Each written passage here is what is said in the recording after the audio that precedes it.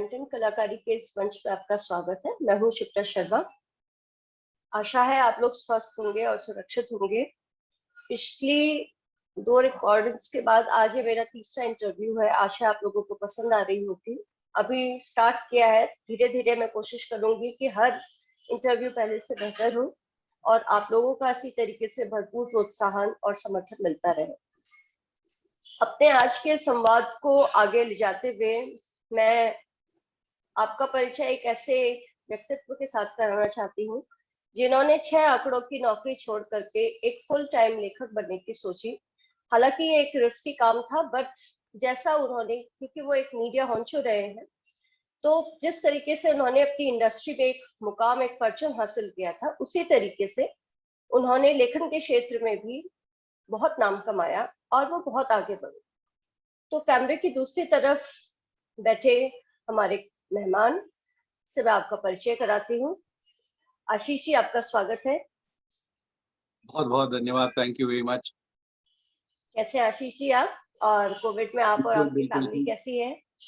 सब सब बहुत बढ़िया। It was a tough time for everybody. मैं आशा करता हूँ कि आप लोग भी सब ठीक ठाक होंगे, स्वस्थ होंगे। जी थैंक यू। हाँ,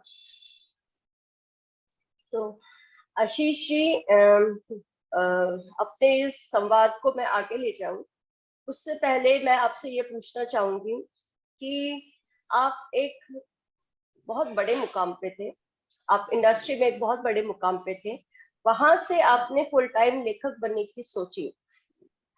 तो मैंने देखा है कि हम फुल टाइम लेखक तो बनते हैं, बट हमसे बार बार ये पूछा जाता है कि लेखक तो हो, बहुत अच्छा है, पर साथ में करते क्या हो? तो इस चीज को आप कैसे मैनेज करते हैं? ये देखिए, 2 चीजें बड़ी इम्पोर्टेंट हैं ये समझना कि आपका प्रोफेशन पहले है क्या। तो मैं ऐसा मानता हूँ, मेरा प्रोफेशन है कोई भी ऐसी चीज को लेकर के उसको लॉन्च करना, उसको प्रॉफिटेबल बनाना, और प्रॉफिटेबल बनाने के लिए उसको लोगों का साथ मिलना बहुत जरूरी है। और लोगों का साथ आज के दौर में लाखों करोड़ों लोग वही कर रहे होते हैं जो आप करना चाह रहे हैं। और खास करके क्रिएटिव मीडियम में हिंदुस्तान की ही अगर बात की जाए तो करोड़ों लोग वही कर रहे होते हैं जो आप कर रहे हैं। तो सबसे इम्पोर्टेंट चीज ये होती है, जो आप कर रहे हैं उसको लोगों का सपोर्ट मिले। लोगों का सपोर्ट अगर उसको नहीं मिलेगा तो वो चीज कभी भी कामयाब नहीं होगी। तो यहाँ पे मुझे लगता है कि मेरा जो मीडिया में, एंटरटेनमेंट इस इंडस्ट्री में, ब्रॉडकास्टिंग इंडस्ट्री में और एफएमसीजी इंडस्ट्री में जो मेरा बिजनेस को चलाने का अनुभव रहा, वो मुझे यहाँ पे इस दौर में काम आया कि जब मैंने ये सोचा कि अब मुझे फुल टाइम कंटेंट क्रिएटर बनना है। सिर्फ लेखक नहीं, लेखक यूजुअली हम लोग एसोसिएट करते हैं जो सिर्फ किताबें लिखते हैं, नहीं। मैं चाहे वो रिसर्च पेपर्स हो, मेरा फोकस जो मैंने आइडेंटिफाई किया, ये बहुत जरूरी है, शुरुआत यहीं से होती है। अक्सर जो लोग मात खाते हैं वो लेखक इसलिए बनते हैं क्योंकि वो लिखना चाहते हैं जो उनको समझ में आता है। ये जरूरी नहीं कि लोग उस चीज से रिलेट करें आप जो सोचते हैं। आजकल हर आदमी लेखक है, ऐसा नहीं है कि हर कोई भी आदमी, चाहे वो पढ़ा लिखा नहीं भी हो, अगर वो अपने सामने एक रिकॉर्डर ले ले वो भी लेखक बन सकता है। पर लेखक वो होता है जिसकी बात लोग सुनना चाहते हैं, लोग उसकी बात से सहमत होते हैं या असहमत भी होते हैं।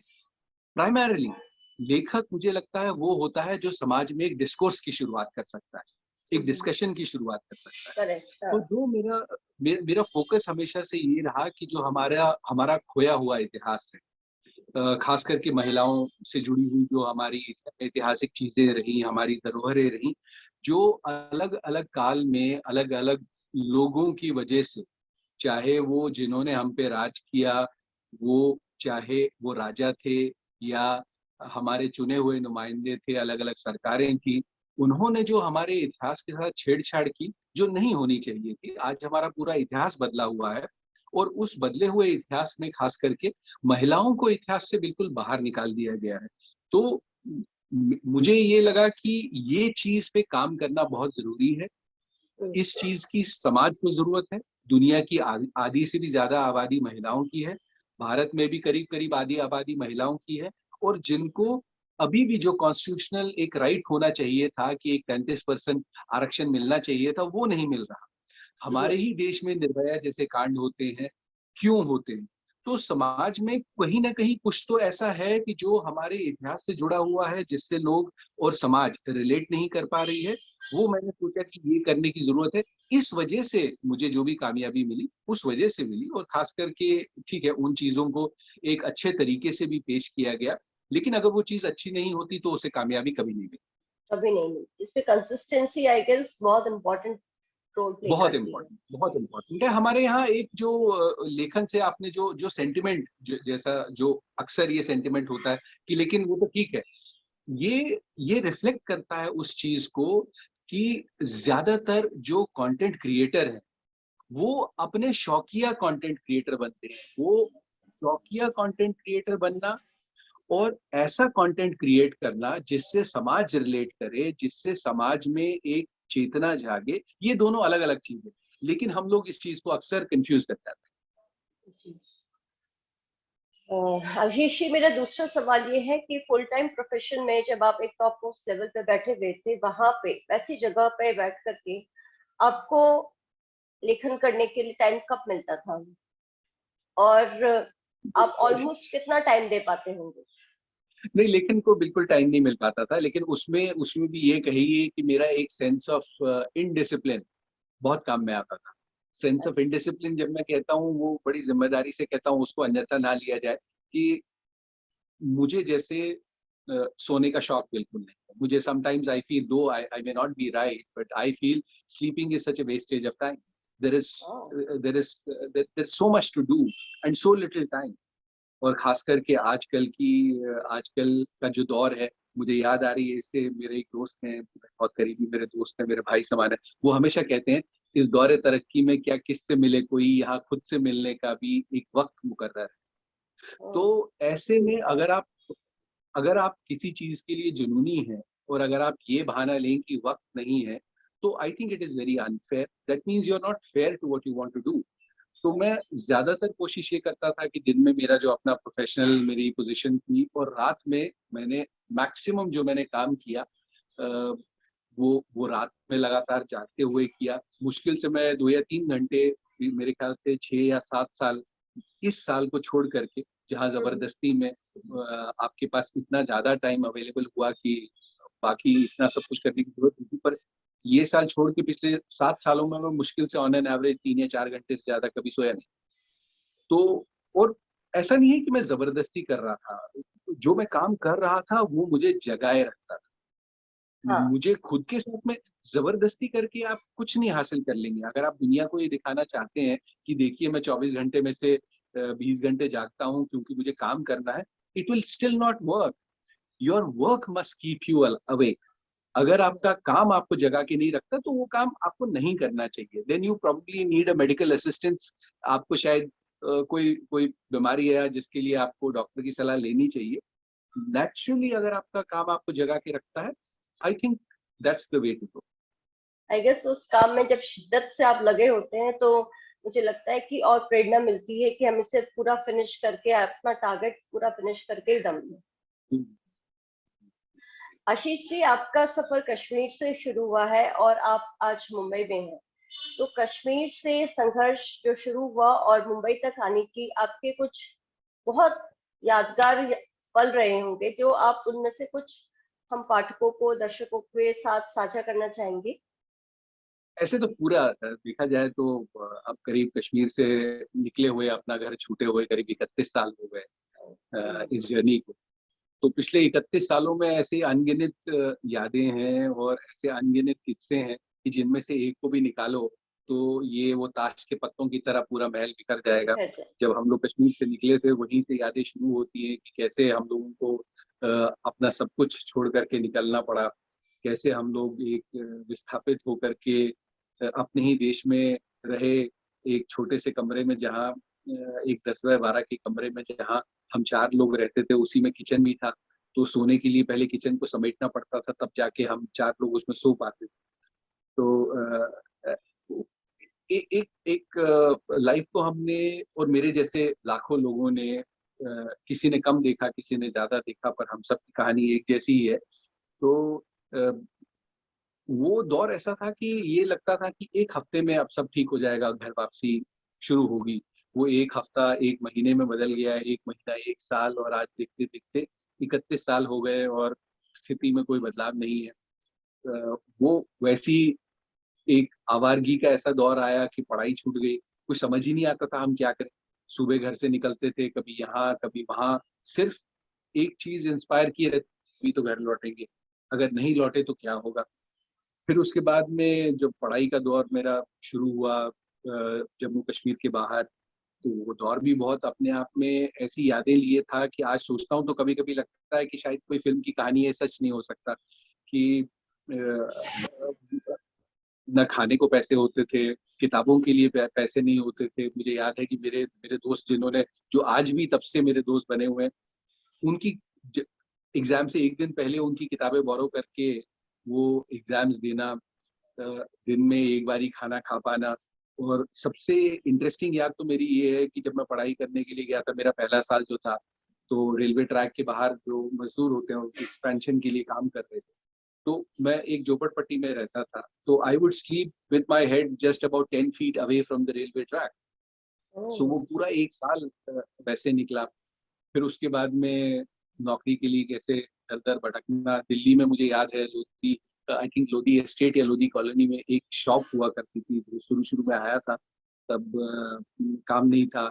तो वहाँ पे तो मेरा एक दोस्त था, उसकी उसकी किसी जानने वाले की एक शॉप थी, लॉन्ड्री शॉप थी, इफ आई रिमेम्बर करेक्टली। तो वो रात को 3 बजे, मुझे जब वो शॉप बंद करता था तो मैं उस शॉप में सोता था, सुबह जब वो आता था 7-8 बजे तो खुलता था। तो वैसा दिल्ली का वो दौर रहा। अच्छा आशीष जी, एक क्वेश्चन और मुझे हमेशा ख्याल में आता है कि आपकी किताबें हमेशा ही चर्चा का विषय रही हैं और आपने बहुत सारी बहुत अच्छी किताबें लिखी हैं। आपकी सारी किताबों के संग्रह में आपके सबसे करीब कौन है जो आपके दिल को बहुत छूती है? उसके बारे में आप कुछ हम लोगों को बताइए, साझा कीजिए।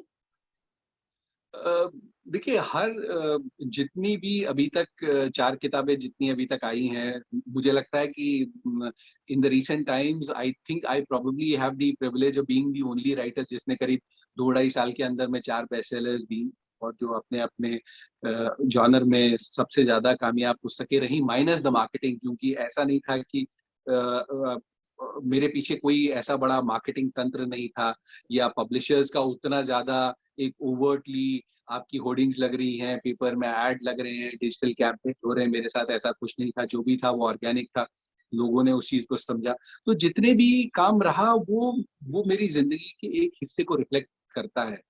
तो उसमें से चूज करना बड़ा बड़ा डिफिकल्ट इसलिए है, क्योंकि जैसे जब रेफ्यूजी कैंप की शुरुआत हुई, तो रेफ्यूजी कैंप अपने आप में एक ऐसे समाज की कहानी थी कि एक एक संभ्रांत, एक सशक्त समाज जब अपनी जड़ों से टूट जाता है, उखड़ जाता है, तो उस पेड़ को, उस जड़ को दूसरी जगह लगना कितना नामुमकिन या कितना मुमकिन है, ये उन लोगों की कहानी थी। जो दुनिया में शायद ऐसी कहीं कोई मिसाल नहीं है। विस्थापित वो होता है जो अपने देश से दूसरे देश जाता है। जी। अपने ही देश में विस्थापित होकर के जीना कैसा होता है, ऐसी मिसाल दुनिया में कहीं पर भी नहीं थी। तो वो एक अपने आप में एक अलग कहानी थी, और खैर खास करके वो इसलिए भी क्योंकि वो एक ऑटोबायोग्राफिकल अकाउंट मेरा भी था, correct. Up to the time that I did not work. फिर उसके बाद में जो मुझे लगता है मेरी जिम्मेदारी जो है, वो मेरा परिवार मतलब हमारी महिलाएं, इस देश की महिलाएं, दुनिया की महिलाएं। मुझे लगता है कि अ, किसी के लिए भी उसका परिवार वो महिलाएं होती है। महिलाओं से समाज बनता, महिलाओं से घर बनता है, घर से समाज बनता है, समाज से देश बनता है, और देश से दुनिया बनती है। तो मुझे लगता है कि ये मेरी जिम्मेदारी है कि अगर मैं इस चीज को मानता हूँ, और अगर मैं इस चीज से आहत हूँ कि आज महिलाओं को हमारे देश में, हमारे समाज में, हमारे घरों में वो सम्मान, वो जगह, वो मुकाम नहीं मिलता जिसके वो हकदार हैं, नॉट एज अ फेवर। मैं इस चीज के बिल्कुल खिलाफ हूं कि महिलाओं को कोई फेवर करना चाहिए, महिलाओं के लिए आरक्षण करने चाहिए, महिलाओं के लिए, बस मैं इस चीज के खिलाफ। वो इसलिए कि कहीं ना कहीं ये एक ऐसी मानसिकता को जन्म देता है या दे चुका है, जहां हमने एक ऐसे समाज की कल्पना की है, ऐसा समाज महिलाओं के लिए बनाया है एक जू की तरह, कि महिलाओं को आरक्षण की जरूरत है, उनको सेफ्टी की जरूरत है। हम क्या कहना चाहते हैं? हम बेसिकली ऑन ये द कहना चाहते कॉन्ट्रेरी, हैं, मुझे लगता है कि आरक्षण कह करके, उनको आरक्षण दे करके आप ये कहीं शो करना चाहते हैं कि महिलाएं कमजोर वर्ग में हैं। एक वो, और ये एक तंत्र बना रखा है महिलाओं को दबा के रखने का। दबा के रख। ये एक ऐसा तंत्र है। आपको क्यों ऐसा है कि बस में सीट की व्यवस्था करनी पड़ती है? ये नेचुरली क्यों नहीं हो सकता? समाज में ये गलत बेसिक मैनर्स है क्यों जी। क्यों ऐसा है कि एक आप देखिए, क्या जब दिल्ली डीटीसी की बसों में जो जी महिलाओं के लिए सीटें, क्या उसके लिए महिलाओं को आज नहीं लड़ना पड़ता, क्योंकि कोई ना कोई अक्खड़ जाके वहां बैठ जाता है जी और वो जी। हिलने से मना कर देता है। तब भी हाँ तो आप, ये होना ही नहीं चाहिए। ये बेसिकली समाज में चेतना की कमी है। वो इसलिए कि जब हम अपने बच्चों को पाल पोस के बड़ा करते हैं, तो हम बच्चों को क्या सिखाते हैं? शुरुआत वहां से होती है। हम अपने बच्चों को ये सिखाते हैं, महिलाओं को सम्मान दो। हम दो। ये उनको सिखाते हैं कि महिलाओं की वो प्रोटेक्शन की जरूरत होती है। हम एक भाई को सिखाते हैं कि बहन की रक्षा करो। हम जी शुरू से ही अपने घरों से ऐसे समाज का एक निर्माण करना शुरू करते हैं जो, अच्छा, अब ऐसा जब आप एक लड़के को जब आप ये सिखाते हैं कि बहन की रक्षा करो, महिलाओं को सम्मान दो, while these things are correct, लेकिन वो इनडायरेक्टली मैसेजिंग क्या जाता है? इनडायरेक्टली मैसेजिंग ये जाता है, अच्छा मुझे ये इसलिए बताया जा रहा है क्योंकि ये कमजोर वर्ग, हम्म। ये डिजर्विंग वर्ग नहीं है। इसीलिए जो डिजर्विंग वर्ग नहीं होता है, आरक्षण का बेसिक प्रिंसिपल यही होता है ना, कि जो एक डिजर्विंग वर्ग नहीं है, जिसमें किसी तरीके की कमी है, आप उसको प्रोटेक्शन दे रहे हो। तो हम अपने घरों से ही ऐसे समाज की कल्पना करते हैं कि वो बच्चा जब बड़ा होता है, उसकी सोच वैसी ही रहती है कि महिला तो मेरे से कमजोर है, क्योंकि मेरे बचपन में मुझे माँ बाप ने सिखाया था कि इसको इसको शरण की जरूरत है, इसको सेफ्टी की जरूरत है, इसको सपोर्ट करो, इसको फलाना ढिमकाना दो, इसको आगे जाने का रास्ता दो। तो मैं सर्वव्यापी, मैं भगवान हूँ महिला का। हमारा समाज ये मानता है कि पुरुष भगवान है महिला के लिए, वही तो सब कुछ देता है। लेकिन अब देखिए, ये कहना बड़ा आसान है। ये ठीक कैसे होगा? ये ठीक तब होगा जब हम महिलाओं से जुड़ी हुई संस्कृति, महिलाओं की जो विरासत है, जो पिछले 1000 साल में खो चुकी है, उसको जब तक हम लोगों तक वापस नहीं पहुंचाएंगे, जिसमें मेरा स्त्री देश का जो प्रोजेक्ट है, जो 13 ऐसी महिलाओं की गाथा है, जो इतिहास से मिट चुकी हैं आज।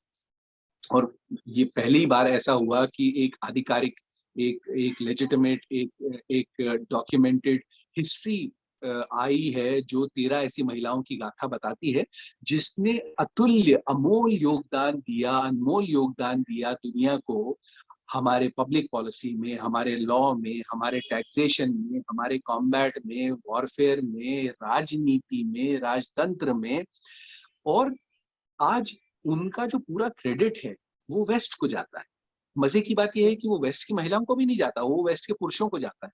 लेकिन वो हमारे देश की गौरव गाथा थी।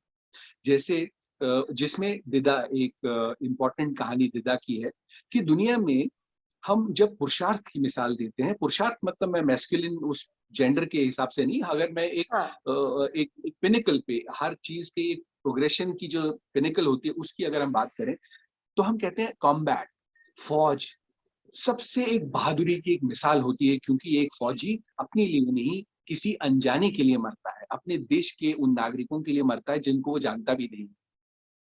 तो ये बहादुरी की एक परिकाष्ठा है, उसका पिनिकल। जी। लेकिन बहादुरी की इस पिनिकल में कंट्रीब्यूशन किसका माना जाता है? पुरुषों का माना जाता है क्या? पुरुषों। महिलाओं का माना जाता है? नहीं माना जाता। नहीं। लेकिन क्या समाज को ये पता है कि दुनिया का सबसे बड़ा कॉम्बैट यूनिट, पहला कॉम्बैट यूनिट, पहला कमांडो फोर्स एक महिला ने बनाया था, पुरुष ने नहीं बनाया। पुरुष ने नहीं। दुनिया की सबसे खतरनाक युद्ध नीति, जिसको गुरिल्ला वॉरफेयर कहते हैं, उसकी शुरुआत किसी पुरुष ने नहीं की थी, एक महिला ने की थी। दुनिया की पहली पेड आर्मी एक महिला ने बनाई थी। सबसे पहले डेमोक्रेटिक सिस्टम जो बनता है, फेडरल सिस्टम बनता है गवर्नेंस का, उसके पहले एक्सपेरिमेंट एक महिला ने किए थे, टैक्सेशन के पहले एक्सपेरिमेंट महिला ने किए थे। आज ये सब पुरुषों का डोमेन माना जाता है, पुरुषों का वर्चस्व इन चीजों के ऊपर में है। क्या महिलाएं दूर दूर तक भी किसी के ख्वाबों ख्यालों में आती हैं कि उन्होंने इन चीजों की शुरुआत की होगी? बिल्कुल नहीं। तो जब तक हमारे समाज में ये कहानियां दोहराई नहीं जाएंगी कि अगर मौका मिले तो हर लड़की विदा हो सकती है, जिससे समाज मजबूत होगा। हमने कहानियां सुनी, महमूद गजनी आया और उसने हमारे देश को तहस नहस कर दिया। उसके बाद से हमारा देश कभी संभल नहीं पाया। हमारी कहानियों में कभी ये नहीं बताया गया कि गजनी कोई लड़ाई हारा, बल्कि हमको ये बताया गया कि गजनी कभी कोई लड़ाई नहीं हारा। गजनी अपने जीवन में 2 बार शर्मनाक तौर से हारा था। वो भी एक महिला ने एक फौज क्रिएट की थी, उससे हारा था। क्या हमने जी, कभी इस बारे में पढ़ा? न हमारी पढ़ा न कहानियां तो इसको मुगलों कभी के हमने प्रचार प्रसार किया इस बात का, कभी भी नहीं हो पाया। हमने मतलब एक तंत्र ने कभी नहीं किया क्या? जिनकी जिम्मेदारी थी, जो हमारा एजुकेशन तंत्र है, क्या ये मेरी जिम्मेदारी थी या उनकी जिम्मेदारी थी? कहीं ना कहीं हम ऐसे देश में रह रहे हैं जहां जिनकी जो जिम्मेदारी होती है वो अपनी जिम्मेदारियों को पूरा नहीं कर पाते। अब ऐसा भी नहीं हो सकता ना कि आप किसी दूसरे के भरोसे बैठे रहें। इसके लिए मुझे लगा कि ये चीज करनी चाहिए, और अगर ये नहीं किया तो फिर क्या किया?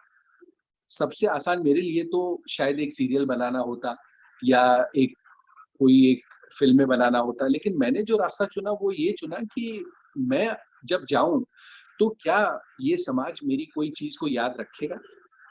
क्या समाज में मैं कोई ऐसी धरोहर छोड़ के जा सकता हूँ कि चाहे वो कितनी भी छोटी हो, क्या उससे समाज में कहीं कोई चिंगारी जली रह सकती है जो आगे चल के कहीं शायद हो सकता है मेरे जीवन काल में नहीं हो, पर क्या कोई ऐसी कोशिश मैं कर सकता हूँ जो आगे जाके बड़ी बने?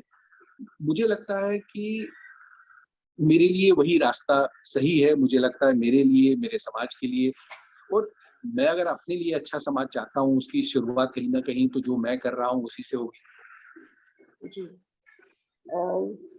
आशीष जी, एक क्वेश्चन और आता है कि आज के जनरेशन में लेखन कला एक बहुत आम बात हो गई है, सामान्य सी बात हो गई है। प्रोफेशनल लाइफ में लोग काफी आगे बढ़ रहे हैं, साथ में लेखन के क्षेत्र में भी आगे बढ़ रहे हैं। तो ऐसे जो न्यू कवर्स हैं, उन राइटर्स को आप क्या सजेस्ट करना चाहेंगे? क्योंकि सबका सपना एक ना एक दिन होता है कि वो बेस्ट सेलर बने। तो वो बेस्ट सेलर बनने के लिए उन्हें क्या करना चाहिए? वो क्या टिप्स आप दे सकते हैं जिससे वो अपने लेखन को आगे बढ़ाएं? क्योंकि मुझे लगता है कि लेखन भी एक कला है। ये कलम जितनी घिसती जाती है, जैसे हम बोलते हैं कि मेहंदी को हम जितना घिसते हैं, पीसते हैं, वो उतना ही रंग लाती है। वैसे ही आप जितना लिखते रहेंगे, जितने विचार आएंगे, आपका लेखन उतना निखर करके आता है। तो ऐसे लेखकों को आप क्या कहना चाहिए? बड़ी इंटरेस्टिंग बात आपने पूछी, और बहुत ज़रूरी भी ये बात है, क्योंकि बहुत कम लोग इस बात को जानते हैं कि दुनिया में हमारा ही एक ऐसा देश है जहाँ पढ़ने वालों से ज़्यादा लिखने वाले हैं। जी। ये एक मतलब आप कह सकते हैं कि एक हास्यास्पद बात है, एक मॉकरी है कि हमारे यहाँ पढ़ने वालों से ज़्यादा लिखने वाले ज़्यादा हैं। अ, ये एक अच्छी बात है कि हम लोग ऐसे माहौल में, ऐसे देश में, हमारी ऐसी संस्कृति है जहाँ ये नेचुरली हमारे भीतर एक ऐसी चीज है। हमारे यहाँ गाथाएं हैं, चाहे वो महाभारत हो, चाहे रामायण हो, हमारे वेद पुराण हो, हमारी पूरी संस्कृति, हमारी अपब्रिंगिंग ऐसी ऐसी रचनाओं से घिरी हुई है। लेकिन एक प्रोफेशनल राइटिंग, हम कंफ्यूज करते हैं हॉबी राइटिंग और प्रोफेशनल राइटिंग को। ये दोनों अलग चीजें।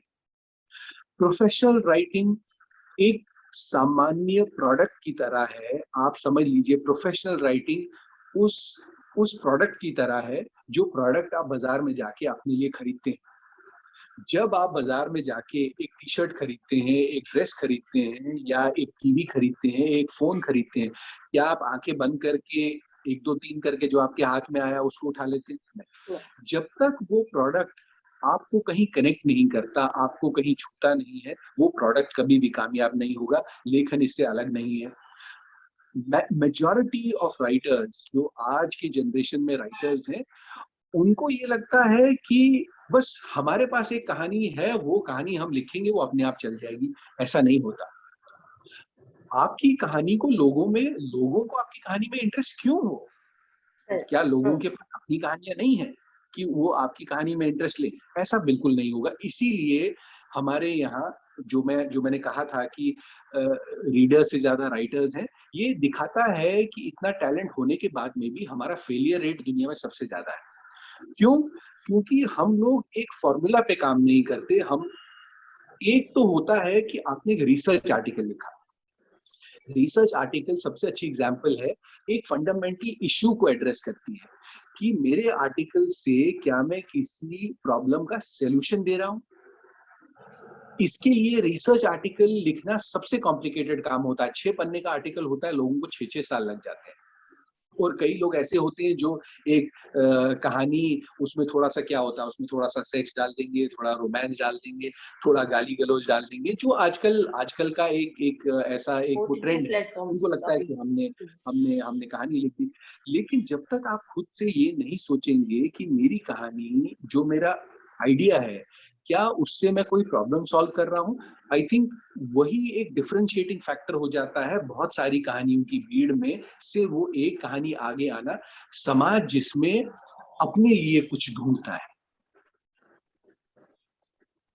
आशीष जी, एक आज के संवाद का लास्ट क्वेश्चन मेरा ये है कि मुझे ये पूछना था कि आपकी पुस्तक दिदा जो है वो थोड़ी विवादों में है, इस कारण क्योंकि कंगना के साथ कुछ उसमें इशू है।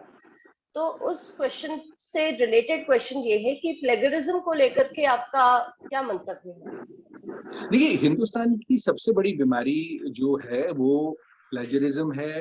वो राइटर्स को जो प्रोटेक्शन नहीं मिलता, वो सबसे बड़ी बीमारी है। और सबसे बड़ी बीमारी अज्ञानता है अपने राइट्स को लेकर के। जो कंगना के साथ में जो केस है वो भी यही है कि एक एक सफेदपोश एक बड़े सेलिब्रिटी को ये लगा कि मैं किसी की भी कहानी चुरा के एक फिल्म बना सकता हूँ। ये एक मानसिकता दर्शाता है कि जो ये व्हाइट कॉलर्ड लोग हैं, जिनके पास में बहुत सारा पैसा है, शोहरत है, नाम है, रिसोर्सेज है, लॉयर्स की आर्मी है, ये कैसे कानून को और सिचुएशंस को तोड़ मरोड़ के they push people into submission. ऐसा मैंने अपने जीवन में, मैं ये बात को और किसी तरीके से कह नहीं सकता। मैंने कभी ये नहीं सोचा था कि कोई ऐसी हिम्मत करेगा कि मेरी कहानी को चुरा करके एक फिल्म अनाउंस करे। क्योंकि मैं समझता हूँ कि मेरे साथ में ऐसा करने से पहले कोई भी आदमी 10 बारी सोचेगा, लेकिन अगर मेरे साथ हो सकता है तो आप इससे अंदाजा लगा सकते हैं कि ऐसे लाखों राइटर्स जो गांव में, देहात में एक कहानी लिखते हैं, और जब उनकी कहानी को चुरा लेता है वो कितने हेल्पलेस फील करते होंगे। क्यों? इसलिए भी वो गिव अप करते हैं क्योंकि वो सोचते हैं कि यार अब बड़े आदमी से क्या पंगा लें। कोर्ट कचहरी हमारे हिंदुस्तान में कितने लोग जाते हैं, कितने लोग पुलिस स्टेशन में जाने में कोई ऐसा उनको संकोच नहीं होता। क्या हम में से कोई ऐसा है जो पुलिस स्टेशन जाना चाहता है? हम दूर रहना चाहते हैं ऐसी चीजों से।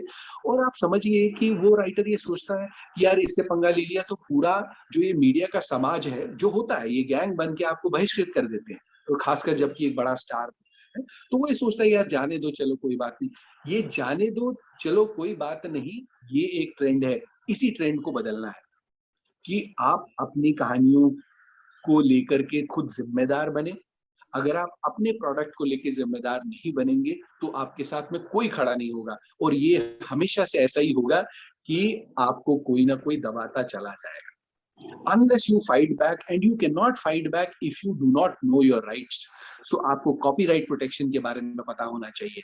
आप कैसे जब अपना कोई काम करते हैं उसको कॉपीराइट प्रोटेक्शन के लिए कैसे जाना है। सरकार ने हमें ये सुविधाएं दी हैं, ऐसा नहीं है। मुझे मुझे हैरत है लोगों में इतनी अवेयरनेस नहीं है। कुछ 100 रुपए में खर्च करके आप अपने लिखी हुई चीज को प्रोटेक्शन दे सकते हैं। हम नहीं देते, वो हमारी कमी है। इसमें सरकार का कोई दोष नहीं है। सरकार ने कानून बनाया, लेकिन जब हम ही उस कानून का इस्तेमाल नहीं, ये एक अलग बात है कि तंत्र आपको सपोर्ट नहीं करता, वो एक अलग बात है। वो मेरे साथ में भी है। क्या मुझे आसानी से तंत्र का सपोर्ट मिला? नहीं, मुझे तंत्र का कोई सपोर्ट नहीं मिला। मुझे भी एक पुलिस स्टेशन से दूसरे पुलिस स्टेशन जाना पड़ा कि सबने यही कहा, रहे वो तो बहुत बड़ी स्टार है साहब, बहुत बड़ी स्टार है, सबने यही कहा। मेरे पास तो वकील भी नहीं था, लेकिन अल्टीमेटली मुझे फाइट करनी पड़ी और मैं एक हद तक जीता क्योंकि मुझे अपने कानून पे विश्वास था, मैं कानून को समझता हूँ, मुझे मालूम है कानून में मेरे लिए क्या-क्या राइट्स हैं, मैंने उनको परस्यू किया। हम लोग नहीं करते, इस चीज़ को बदलना बहुत ज़रूरी है। चलिए आशीष जी, ये बहुत ही बहुत सीरियस मैटर है और मुझे लगता है कि लोगों को अपने अधिकारों के प्रति जागरूक होना चाहिए, खासकर जब आप बहुत गंभीर लेखन कर रहे हैं तब तो। और क्योंकि ऐसे कई लोग आसपास बैठे हैं जो आपकी कला को आपसे मिनटों में छीन सकते हैं और आपको पता नहीं चलेगा।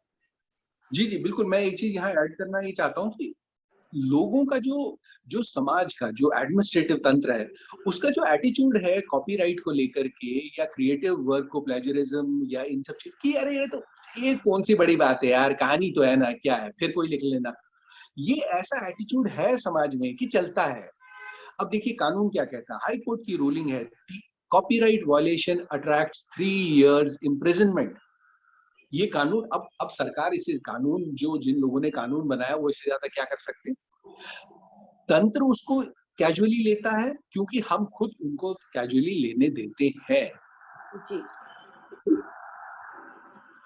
फिर आशीष जी, अब मुझे लगता है कि आज के संवाद को हम यहीं विराम देते हैं। आपने इतना समय दिया और इसके साथ साथ मैं दर्शकों को ये कहना चाहूंगी कि इतनी विषम परिस्थितियों से जूझते हुए आशीष आज भी खड़े हैं, अपने अधिकारों के लिए खड़े हैं, अपने लेखन के लिए खड़े हैं और अपने बूते पर जहां उन्होंने इतना अच्छा करियर छोड़ करके एक अच्छा प्लेटफॉर्म अपने लिए बनाया, ऐसे में दर्शकों की ओर से मैं यही सोचती हूँ कि आप दिन दूनी रात चौगुनी प्रगति करें, अपने क्षेत्र पे कायम रहें। और कंटेंट कलाकारी बहुत-बहुत की ओर धन्यवाद से आपका। थैंक यू आपका सो मच। बहुत बहुत धन्यवाद thank Ashish you ji. So much. Thank thank you you so so much much. For coming. Thank you. Thank you. Bye bye. Content कलाकारी के इस एपिसोड को मुझे लगता है कि आपने पसंद किया होगा। मैं आगे भी आने वाले दिनों में रोचक विषयों को लेकर के आती रहूंगी और आप लोगों के सामने नए नए विषय प्रस्तुत करती रहूंगी।